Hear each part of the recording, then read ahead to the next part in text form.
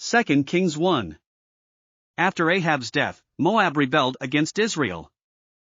Now Ahaziah had fallen through the lattice of his upper room in Samaria and injured himself. So he sent messengers, saying to them, Go and consult Baal-Zebub, the god of Ekron, to see if I will recover from this injury.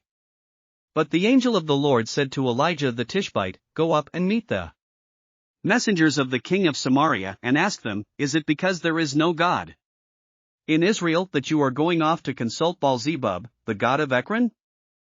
Therefore this is what the Lord says, You will not leave the bed you are lying on. You will certainly die.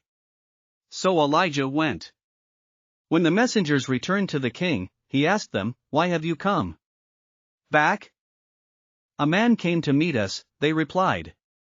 And he said to us, Go back to the king who sent you and tell him, This is what the Lord says, Is it because there is no God in Israel that you are sending messengers to consult Baal-Zebub, the god of Ekron? Therefore you will not leave the bed you are lying on. You will certainly die. The king asked them, What kind of man was it who came to meet you and told you this? They replied, He had a garment of hair and had a leather belt around his waist. The king said, That was Elijah the Tishbite. Then he sent to Elijah a captain with his company of 50 men. The captain went up to Elijah, who was sitting on the top of a hill, and said to him, Man of God, the king says, Come down. Elijah answered the captain, If I am a man of God, may fire come down from heaven and consume you and your 50 men. Then fire fell from heaven and consumed the captain and his men. At this the king sent to Elijah another captain with his 50 men. The captain said to him, Man of God, this is what the king says, Come down at once.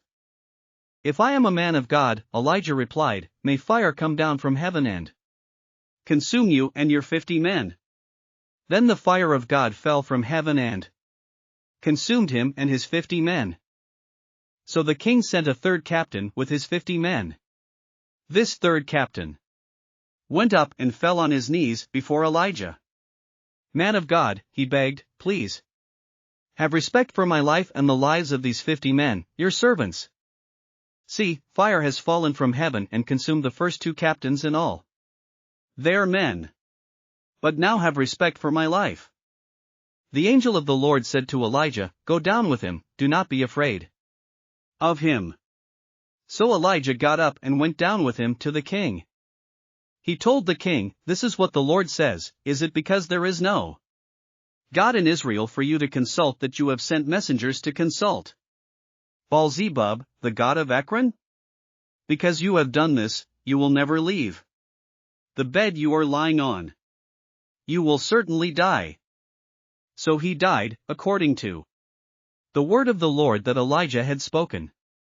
Because Ahaziah had no son, Joram succeeded him as king in the 2nd year of Jehoram son of Jehoshaphat king of Judah. As for all the other events of Ahaziah's reign, and what he did, are they not written in the book of the Annals of the Kings of Israel? Thanks for listening to another chapter of the Bible. At My Faith Fuel, we believe a good coffee fuels your faith and energizes your day. Please visit myfaithfuel.com to explore our delicious coffee blends. Part of each purchase goes to training worshipers around the world. Thanks for listening.